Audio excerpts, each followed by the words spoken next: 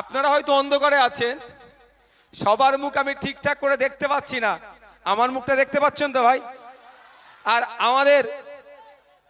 আমাদের অধ্যাপক অজয় কুমার দার মুখটা দেখতে পাচ্ছেন। আর আমার এক সাইডে আছে আদিবাসী সমাজ থেকে উঠে আসা, নিজের জাতিকে প্রতিষ্ঠা করার জন্য আমাদের হাজরাদার মুখটা দেখতে পাচ্ছেন তো? হাজদাদার, সঞ্জীব হাজদাদার মুখটা দেখতে পাচ্ছেন তো? একদিকে আদিবাসী, একদিকে মুসলিম, একদিকে দলিত।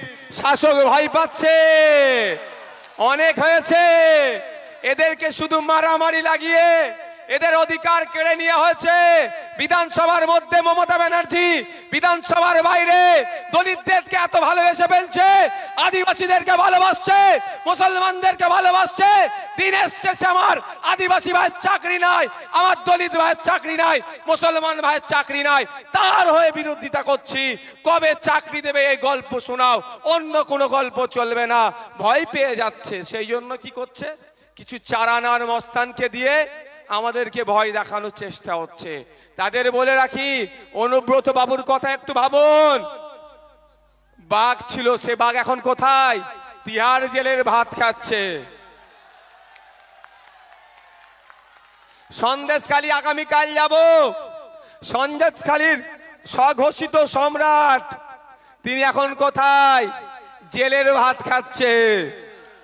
তো আগামী দিনে যারা অন্যায় করছে, মানুষের অধিকার যারা কেড়ে নিচ্ছে, মানুষের উপরে অত্যাচার করছে, মানুষের ভোটাধিকার যারা কেড়ে নিচ্ছে, মানুষের বলার স্বাধীনতা যারা কেড়ে নিচ্ছে, 100 দিনের কাজ করিয়ে যারা টাকা মেরেছে, আবাস যোজনা থেকে যারা লুট করেছে, তাদেরও কিন্তু জেলের ভাত খাওয়াবে আইএসএফ।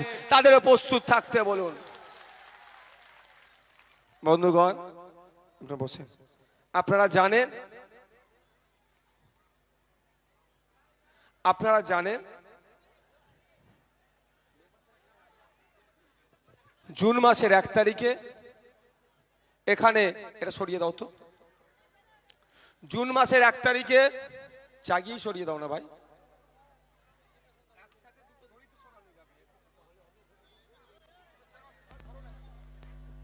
পিছিয়ে দাও, একদম পিছিয়ে দাও, নিচে নামিয়ে দাও দরকার লাগে।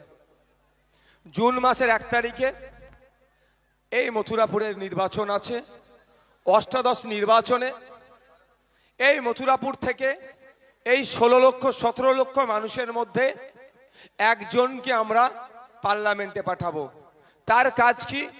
পার্লামেন্টে গিয়ে এই 17 লক্ষ ভোটারের অভাব অভিযোগ, এই মথুরাপুর এলাকার বাসীর চাওয়া পাওয়া, সমস্ত বিষয়গুলো দেশের আইনসভার মধ্যে তুলবে। যেমন সমস্যা হচ্ছে উপকূলীয় এলাকা, সাগর আছে, কাকদ্বীপ আছে, কুলপি আছে, মথুরাপুর আছে, এই করে যে 7টা বিধানসভা আছে, এই 7টা বিধানসভার মানুষের যে অভিযোগগুলো আছে, যে অধিকার যেগুলো পাচ্ছে না, যেগুলো পাওয়া দরকার, সেইগুলো পার্লামেন্টে তুলে ধরা। আর কি কাজ? অনেক কাজের মধ্যে আর একটা গুরুত্বপূর্ণ কাজ হচ্ছে, যেই শাসকে থাকুক না কেন, তিনি যে বিলগুলো নিয়ে আসবেন বা কোনো বিলের সংশোধন হবে বা অ্যামেন্ডমেন্ট হবে, সেই বিলগুলো যদি জনগণের বিপক্ষে যায়, আপনার বিপক্ষে যায়, তার বিরোধিতা করবে পার্লামেন্টে দাঁড়িয়ে। আর যদি জনগণের পক্ষে আসে, তার পক্ষ নিয়ে আরো বেশি করে, আরো ভালোভাবে জনগণের স্বার্থে বিলটা যাতে গড়ে তোলা যায়, তার জন্য সুমতামত সেখানে প্রদান করবে। আর একটা অন্যতম কি গুরুদায়িত্ব আছে, সেটা হচ্ছে যদি কোনো এমন বিল নিয়ে আসে, বিলটা জনগণের বিপক্ষে যাবে, বিলটার মাধ্যমে ধর্মীয় বিভাজন হতে পারে, কোন বর্ণের মানুষকে টার্গেট করে বিল হচ্ছে, কোন জাতের মানুষকে টার্গেট করে বিল করছে, বা কোনো জনগণ বা কোনো শ্রেণী সেই বিলের দ্বারা শোষিত হতে পারে, অত্যাচারী হতে পারে, নিপীড়িত হতে পারে, সেই বিলের বিরোধিতা করবে। কিন্তু দুঃখের বিষয়, বিগত বছরের কথা বলছি, অর্থাৎ বিগত ভোটে 2019 সালে 2014 সালে, 2009 সালে, 2004 সালে, 1999 সালে, এমন করতে করতে 1951-52 দিক পর্যন্ত পৌঁছে যান। দেখলে দেখা যাবে আমরা যাদেরকে ভোট দিয়ে পার্লামেন্টের মধ্যে পাঠালাম, আমাদের অভাব অভিযোগের কথা বলার জন্য পাঠালাম, আমাদের চা পাওয়ার জন্য পাঠালাম। আমরা সাগরের অধিবাসী, একটা উন্নত মানের হসপিটাল নাই, উন্নত মানের স্বাস্থ্য কেন্দ্র নাই। আমরা এই মথুরাপুরবাসী, আমাদের কিছু হেভি ট্রিটমেন্ট নিতে হলেই হয় ডায়মন্ড হারবারে ছুটে যেতে হয়, আর না হলে কলকাতাতে যেতে হয়, সেখানে বেড পাই না, সেখান থেকে হয়তো হন্য হয়ে ঘুরতে হয়, বা অর্থের বিনিময়ে আমাদেরকে বেড পেতে হয়। এই সমস্যা সমাধানের জন্য আমরা আমাদের মৌলিক অধিকার যাতে ফিরে পাই, তার জন্য বারে বারে আমরা ভোট দিয়ে পার্লামেন্টে পাঠাচ্ছি। ভোট নেওয়ার আগে মিষ্টি মিষ্টি করে কথা বলছে, ভোট মিটে গেলে আমাদের আর অভিযোগের কথা, আমাদের আর চাওয়া পাওয়ার কথা কনসার্ন ডিপার্টমেন্টের মাধ্যমে, এই কনসার্ন ডিপার্টমেন্টকে পৌঁছে দেওয়ার জন্য লোকসভা বা বিধানসভার মধ্যে যাদেরকে আমরা ভোট দিয়ে পাঠালাম তারা আমাদের কথা ভুলে যায়। হয় না ভাই? আপনারা ভোট দিয়ে পাঠালেন, আপনারা কৃষক, আপনারা যাতে মাসিক গড় আয় বেশি হয়, কৃষকরা যাতে তাদের অভাব অভিযোগগুলো, সমস্যাগুলো যাতে সমাধান হয়, তার জন্য পার্লামেন্টে পাঠালেন। বিদায়ী এমপি সিএম জাটুয়া মহাশয় আপনাদেররা ভোট দিয়ে পার্লামেন্টে পাঠিয়েছিলেন। কৃষক বন্ধু যারা এখানে আছেন, আপনাদের জন্য তারা কটা কথা বলেছে, সেই রকম রেকর্ড কি তিনি দেখাতে পারবেন? পারবেন না। আপনারা পার্লামেন্টে ভোট দিয়ে পাঠালেন সিএ এর বিরুদ্ধে, মোদী সরকারের বিভাজনের যে বিল নিয়ে এসেছিল, যে আইন করছে, তার বিরোধিতা করার জন্য। কিন্তু দুঃখের বিষয়, দেখতে পেলাম না সিএম জাটুয়া মহাশয়কে।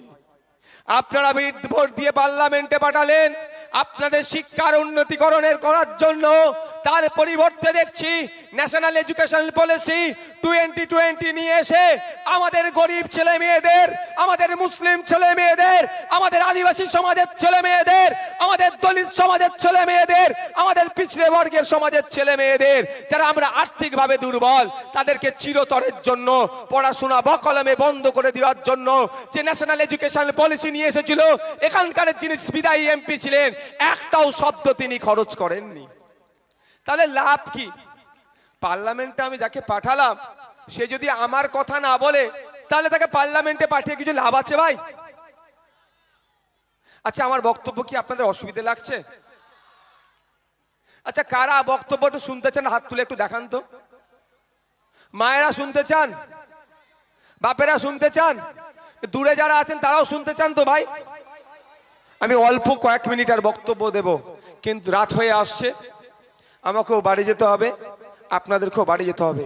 কয়েকটা গুরুত্বপূর্ণ বিষয় আপনাদেরকে জানতে হবে। আমরা যাদেরকে ভোট দিয়ে আমাদের চাওয়া পাওয়া, অভাব অভিযোগের কথা তোলার জন্য পাঠালাম, তারা আমাদের ভোট নিয়ে কি করছে?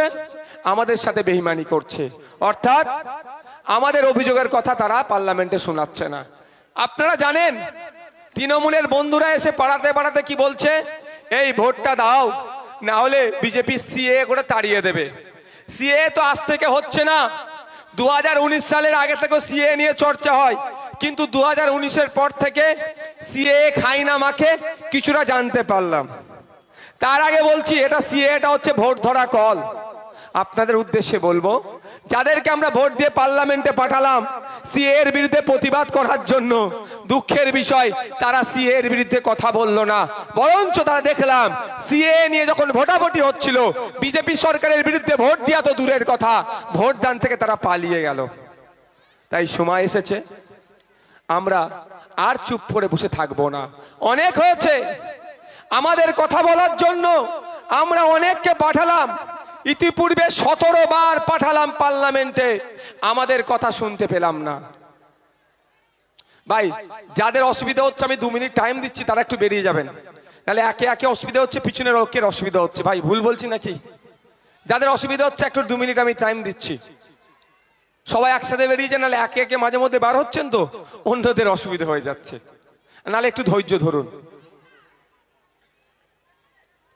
আমরা কৃষক বন্ধু যারা আছে, কৃষকদের স্বার্থে, কৃষকদের যাতে মাসিক গড় আয় বাড়ে, কৃষকদের সারের যে কালোবাজারি হচ্ছে সেটা যাতে রোধ হয়, মাস গেলে কৃষকদের পরিবার একটু আর্থিকভাবে বেশি উপার্জন যাতে করতে পারে, কৃষকদের মুখে যাতে হাসি ফুটে, সেই জন্য আমরা কৃষকরা কাকে ভোট দিলাম? সিএম জাটুয়া মহাশয়কে ভোট দিয়ে পার্লামেন্টে পাঠালাম। কিন্তু দুঃখের বিষয়, কেন্দ্রের অপদার্থ সরকার, কেন্দ্রের জুমলাবাজি সরকার